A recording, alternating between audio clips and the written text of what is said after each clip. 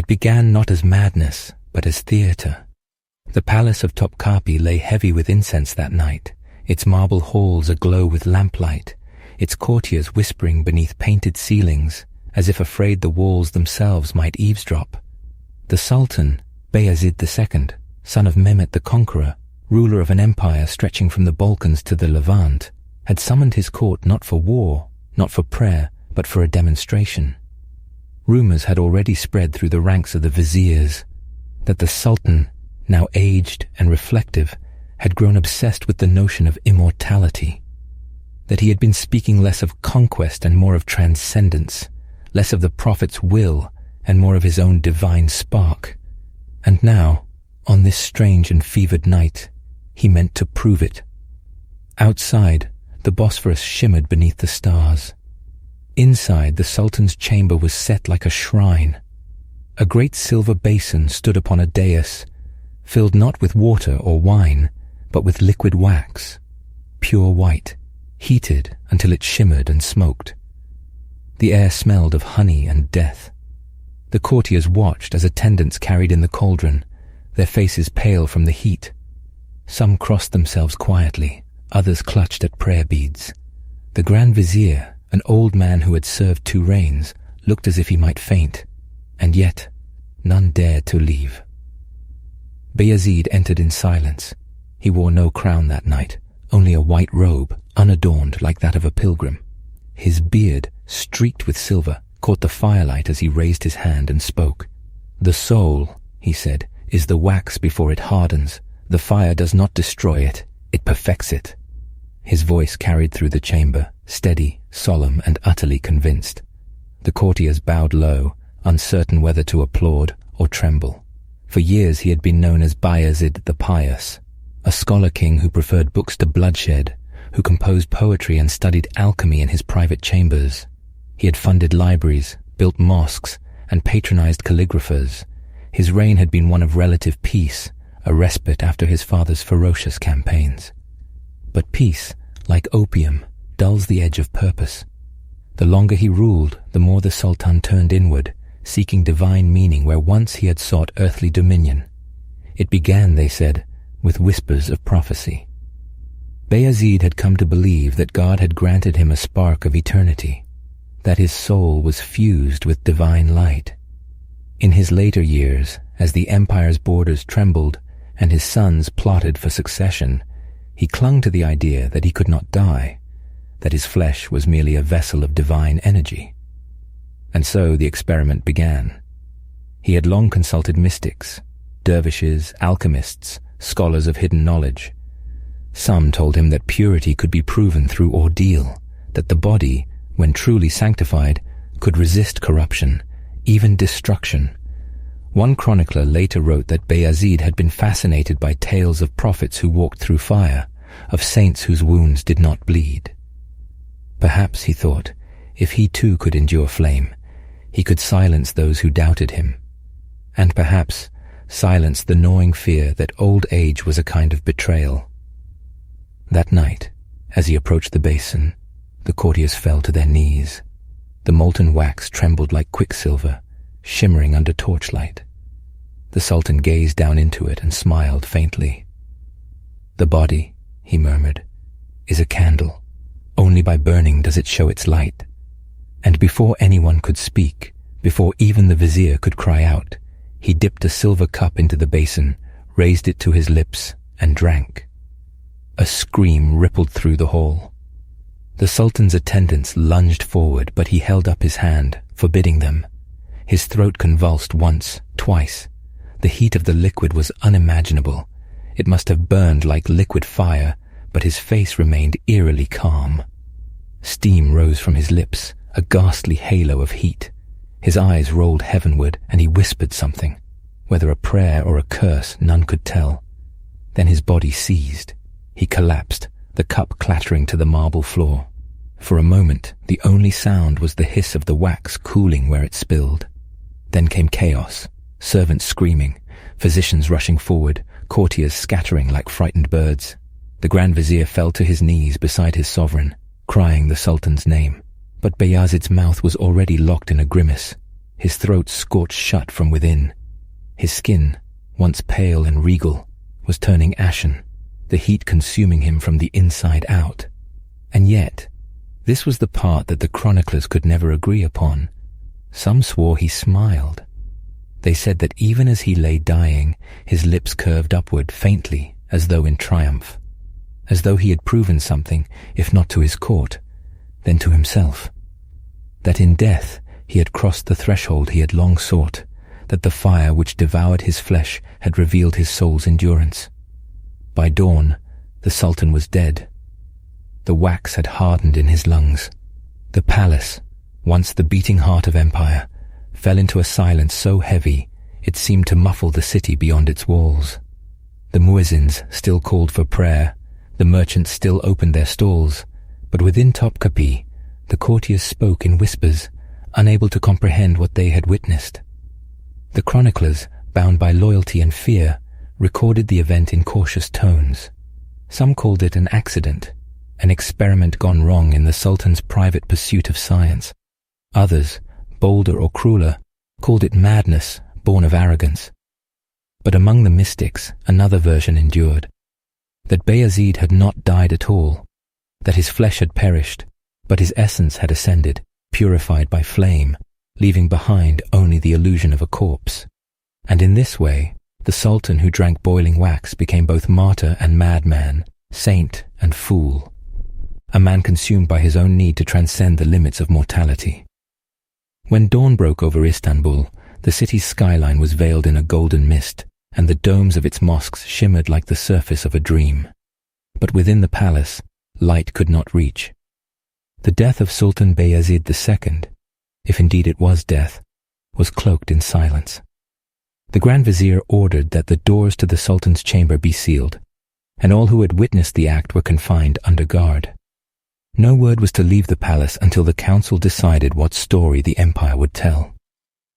The scene was dreadful. Bayezid's body lay upon a silk-covered divan, still warm to the touch, though his heart had ceased to beat.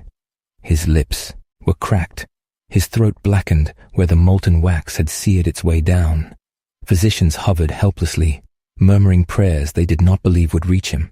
One of them, an old Jewish doctor from Salonika, took a small knife and cut into the Sultan's neck. What emerged was not blood, but a hardened stream of white wax, cooling into shape like the wax from a candle. The physician dropped the knife and whispered, trembling, "He is not man anymore. He is offering." By mid-morning, the empire trembled. Messengers carried sealed letters across Anatolia and the Balkans. Each said the same thing. The Sultan, long afflicted by illness, has passed peacefully in his sleep. No mention of the cauldron, no mention of the wax. The viziers knew that truth in this case would do more harm than blasphemy. To the faithful, a sultan claiming divinity was an unspeakable sin. To his enemies, it was weakness. And so, in a single night, what had been madness became mystery. But silence, like a tomb, only preserves what it cannot bury. In the following days, the court seethed with rumor. Some claimed that Bayezid's soul had escaped in a pillar of smoke, seen rising above the palace at the hour of his death. Others whispered that he had been poisoned, that the cup had not contained wax but mercury. Still others said he had staged his own death, that the man they buried was not the Sultan, but a double burned in his place. These tales, absurd as they were, found eager listeners, for the idea that their ruler had defied death, whether by faith, madness, or magic, was easier to believe than the truth, that even emperors die gasping like men. His son, Selim, the grim and ambitious prince known as the Grim long before he earned the name, was summoned from Amasya to claim the throne. When he entered the palace, the first thing he asked was to see the body. The viziers tried to dissuade him, but Selim would not be denied. He strode into the dim chamber where the corpse lay wrapped in linen, and stared down at the waxen face that had once ruled the world. "My father," he murmured, "you conquered nothing in the end." Some said he touched the cheek and found it cold as marble. Others said he recoiled, for beneath the linen the body had begun to harden entirely, stiff, pale, and faintly translucent, as if turning into a statue of its own making. The court poet who later wrote of this moment called it the Candle King, burned to prove his light. But Selim had no patience for legends. He saw in his father's death not sanctity, but shame. To him, the empire's power was fading into mysticism, its rulers grown too soft with scholarship and doubt. He swore to purge the court of the alchemists and astrologers who had fed his father's delusions. He ordered the wax basin destroyed, the robes burned, and every man who had assisted in the ceremony either executed or exiled. The Grand Vizier, who had served loyally for 30 years, was found dead the next morning. Whether by his own hand or Selim's order, no one dared to ask. Yet even Selim could not erase the rumor that his father had achieved something beyond mortal limits. For years after, strange things were reported. Servants swore that the Sultan's private chamber was never truly dark, that a faint glow lingered on the walls, like the reflection of candlelight where no candles burned. The guards on night watch claimed to hear footsteps behind them, soft and deliberate, though no one was there, and when the wax from the basin was finally buried outside the city walls, the earth above it cracked as if scorched by unseen fire. Across the empire the story spread in hushed tones. In coffeehouses and caravanserais, people spoke of the wax miracle, that the Sultan, by drinking the fire, had purified himself of sin, that he had melted into the form of light itself. To some, he was a blasphemer who sought to rival God. To others, he was a saint, an emperor who dared to prove the immortality of faith by consuming flame. Among the Sufi mystics, the legend took a different shape. They saw in his death a metaphor of annihilation, the soul's surrender to divine unity. The burning wax became the symbol of fana, the dissolution of self in the love of God. They told the tale in whispers, turning it into a parable. When the candle burns itself away, it does not die, it becomes light.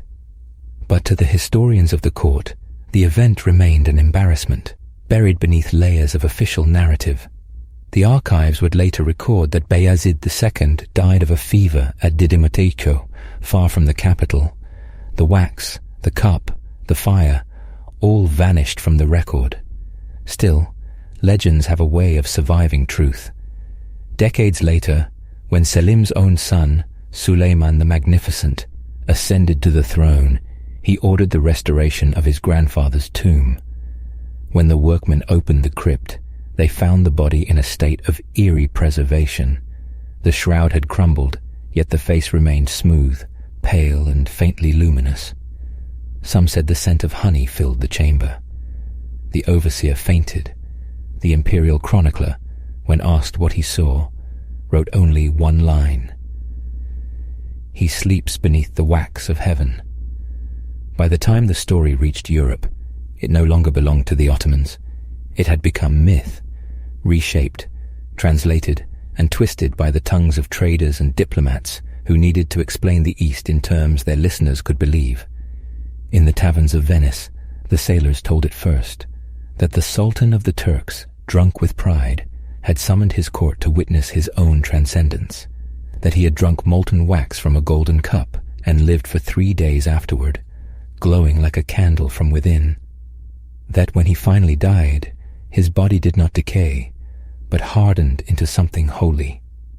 A Venetian chronicler, Marin Sanudo, recorded the rumor in his journal in 1512, calling it una mirabile pazzia, a marvelous madness. But others gave it darker turns. In Florence it was said that the Sultan had made a pact with the devil, who granted him immortality for the price of his empire. In Prague, the alchemists whispered that the wax was not ordinary, but transmuted with the philosopher's stone, proof that the secret of eternal life had been discovered, not by scholars in Europe, but by the infidels of the East. And in the courts of Christendom, preachers used it as a warning: see how pride devours itself. He who drinks fire shall burn forever. The tale became a mirror, each culture seeing in it what it wished to condemn or admire. In Istanbul, meanwhile, the legend persisted quietly beneath the official story. The empire had moved on under Selim's iron rule, yet among the servants and guards, the wax sultan lived on in whispers. Every year on the anniversary of Bayezid's death, a faint light was said to flicker in the corridor leading to his old chamber, like a candle struggling against the dark. The Janissaries avoided the place. They said that if you passed too close, you could smell melted wax and hear the faint sound of liquid pouring into a cup. Even the imams who denounced the story in public could not resist invoking it in private. For what was faith if not the will to face death without flinching? What was a divinity if not the courage to prove it? The Sultan, mad though he had been, had dared to embody the paradox at the heart of every creed. To die is to live. But as the generations passed, the legend grew stranger still. By the late 16th century, traveling minstrels sang of Bayezid the Undying, a ruler who had turned his body into light and ascended beyond the reach of time. Some claimed his spirit had been seen walking along the Bosporus at night, its form flickering like the flame of a lantern. Others said his essence had fused with the sun itself, that every dawn was the Sultan rising once more over his city. The empire, though now ruled by his grandson, took pride in this myth. For a realm surrounded by enemies, it was useful to have a ghost on its side, a reminder that Ottoman power was eternal, its founder not dead but transfigured. Even ambassadors began to note it. A Venetian report from 1578 describes a strange ceremony in which candles were lit in secret at the old palace, in honor of a sultan who drank light. The chronicler, confused, wondered whether the Turks had invented a new saint. And yet beneath the poetry, the truth lingered like a stubborn ember. In 1602, an archivist named Mustafa Çelebi discovered a forgotten document in the Imperial Library, a physician's report describing the Sultan's final moments. It mentioned the wax, the fire, the screams. Horrified, Mustafa brought it to the court historian. The man read it in silence, then ordered it burned. "There are truths," he said, "that must die to let empires live." But the archivist, fascinated, made a copy before the flames consumed the original. He hid it in a leather-bound volume of poetry by Rumi and left a note on the margin. He drank light, believing it to be God. Perhaps he was not wrong. That secret survived, passed from scholar to scholar, until it resurfaced centuries later, rediscovered by European Orientalists who saw in it both horror and wonder. To them, the story of the Wax Sultan was not madness but metaphor, a reflection of how absolute power consumes itself, and how faith can turn self-destruction into transcendence. By the 19th century, the tale had fully entered the realm of myth. Painters depicted it with Baroque drama, a half-naked emperor raising a chalice of molten gold, light spilling from his throat like divine fire. Poets called it the Feast of Immortality. Historians debated whether the event had truly occurred, and in the end, no one could say for certain. But some facts remained, small, stubborn details that refused to fade. In a museum in Edirne, there still exists a small silver basin, its surface scorched and blackened, labeled simply, "From the reign of Bayezid II." No one knows its origin, though old records mark. It is part of the Sultan's private collection. The inside bears faint traces of candle wax, and in the mausoleum of Bayezid II, visitors sometimes report a curious phenomenon. At sunset, when the light hits the marble just right, the surface of the tomb seems to shimmer, as if reflecting a flame that no longer exists. Some say it's a trick of the sun. Others, remembering the legend, say it's something else. They say that the Sultan even now is still proving his point, that the wax did not kill him, but changed him, that he became what he sought to be, a light that never dies. For what is a ruler but a man who believes he can outshine time? And what is immortality, if not the story that refuses to be extinguished?